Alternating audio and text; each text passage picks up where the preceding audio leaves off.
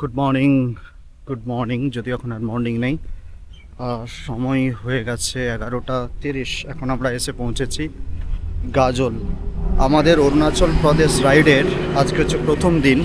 আমরা আরামবাগ থেকে বেরিয়েছি 4টের সময়, 11:30-এ পৌঁছেছি মালদা পেরিয়ে গাজল লাঞ্চ করব বলে। সকাল থেকে যতগুলো ভিডিও ফুটেজ করেছি সব ক্র্যাশ হয়ে গেছে, তাই আনফর্চুনেটলি এটা হচ্ছে সাম আপ ভিডিও, এটা বলার জন্য যে রাস্তার কন্ডিশন কোথায় কেমন পেয়েছি আমরা। আরামবাগ থেকে বর্ধমান হয়ে আমরা ফুটিসাঁকো এবং কুলির রাস্তা ধরে মোরগ্রামে উঠেছি। ফুটিসাঁকো এবং কুলির রাস্তাটা কিন্তু যথেষ্ট ভালো। যারা বর্ধমান থেকে বা আরামবাগ থেকে মোরগ্রাম আসার প্ল্যান করছো, মানে এনএইচ ধরার জন্য, তারা কিন্তু ফুটিসাঁকো বা কুলির রাস্তা আরামসে নির্দ্বিধায় ধরতে পারো, কোনো প্রবলেম নেই।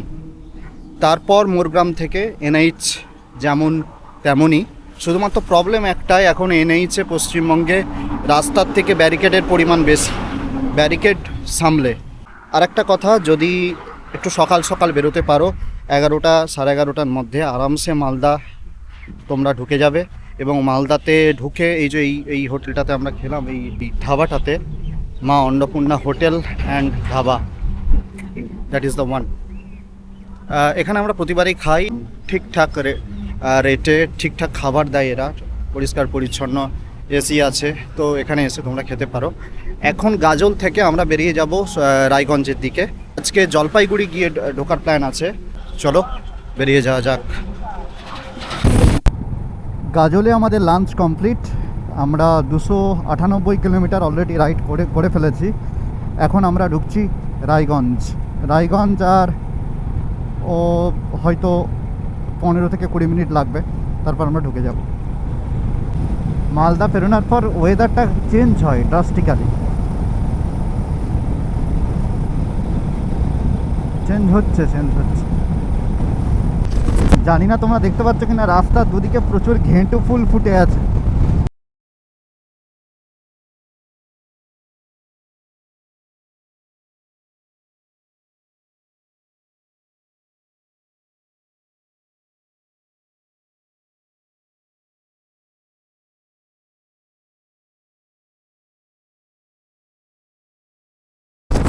ডালখোলা এখান থেকে আর 11 কিলোমিটার।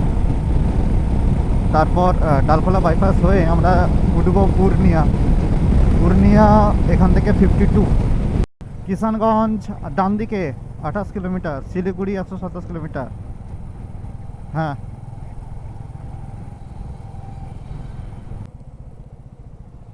এই দিকটা নয়, ওই ফুটে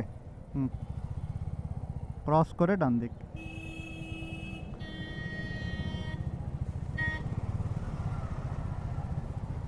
কিষানগঞ্জ ডান দিক, এটা পূর্ণিয়া মোড়, বুঝতে পেরেছো? বাঁদিকে বিহার চলে যাচ্ছে, পূর্ণিয়া। অ্যাকচুয়ালি এটা বিহারই পড়ছে। বাগডোগরা 117। আমরা এখন আছি কিষানগঞ্জ বাইপাসে। কিষানগঞ্জ এটা হচ্ছে বিহারের মধ্যে দিয়ে যাচ্ছি, মানে পশ্চিমবঙ্গ থেকে কিছুটা বিহার ঢুকে গেছে, বিহারটা পেরিয়ে আবার পশ্চিমবঙ্গে পড়বো।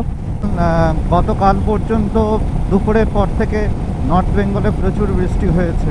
আজকেও 90% বৃষ্টি হওয়ার চান্স ছিল। এখনও পর্যন্ত বৃষ্টি হয়নি, কিন্তু এখন দুপুর 2:30 বাজছে, কিন্তু ওয়েদার দেখো কেমন মেঘলা ওয়েদার হয়ে আছে। আর একটা ঠান্ডা, খুব ঠান্ডা একটা হাওয়া বইছে। এখন ইসলামপুর ঢুকছি আমরা।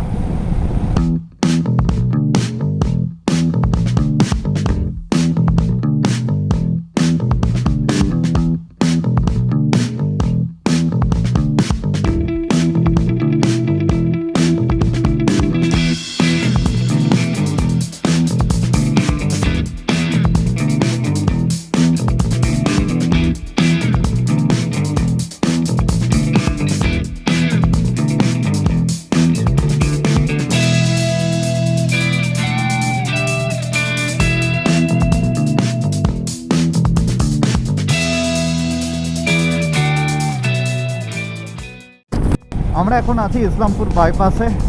জাস্ট গাড়ি 100তে ফেলে চুপচাপ বসে থাকো। জলপাইগুড়ি এখান থেকে 110 কিলোমিটারের মতো। এখন বাজছে 3টেও বাজেনি, 2:50।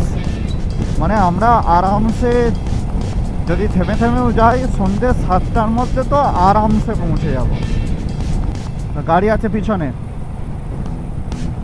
আচ্ছা, এই যে আমরা মিডিল যে বাইপাসটা এটা নেব, এটা ফুলবাড়ি এখান থেকে 20 কিলোমিটার। বাঁ দিকে চলে যাচ্ছে বাগডোগরা, সোজা ফুলবাড়ি 20 কিলোমিটার, তারপর জলপাইগুড়ি 53 কিলোমিটার।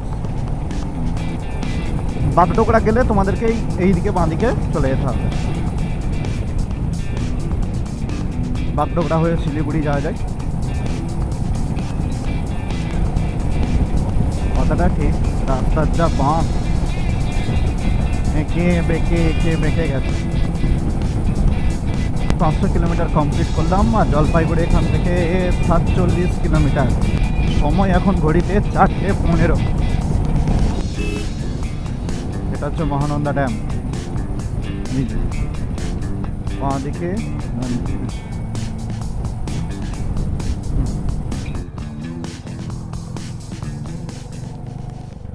আচ্ছা, ফুলবাড়ি ঢোকার আগে এখানে রাস্তাটা কাজ চলছে, রাস্তাটা খুবই খারাপ। এই প্যাচটা কিছুটা কাজ চলছে। চল,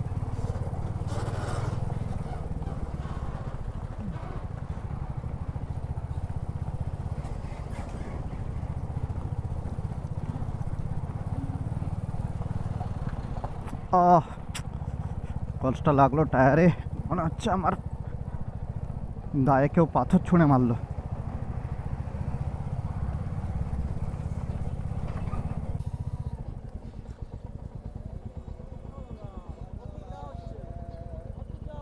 অরুণাচল, চলো চলো। 15। আরামবাগ।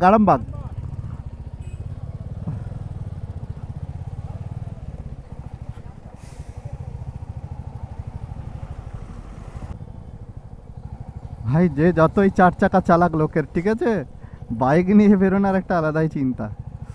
আচ্ছা, এটা হচ্ছে ফুলবাড়ির মোড়। এখান থেকে শিলিগুড়ি, জলপাইগুড়ি সব যাচ্ছে। আমরা যাব ডান দিকে হয়ে সোজা, তাই তো?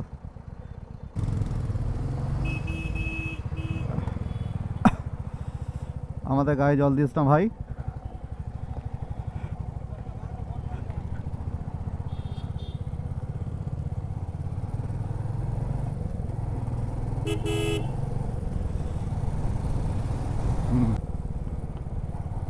ফুলবাড়ি হাই স্কুল থেকে এসে বাঁ দিকে, তাই তো? বাঁ দিকে। ঠিক আছে, এই বাঁ দিকেরটা।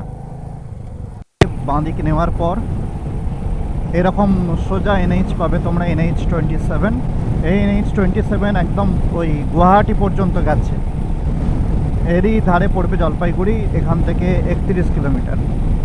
এই NH27-এর মতো আর দীর্ঘ করছি না, এই ব্লগটা এখানেই সমাপ্ত করছি। আমরা সন্ধ্যের আগেই পৌঁছে গিয়েছিলাম জলপাইগুড়ি, তারপর হোটেল নিয়ে নাইট স্টে করলাম।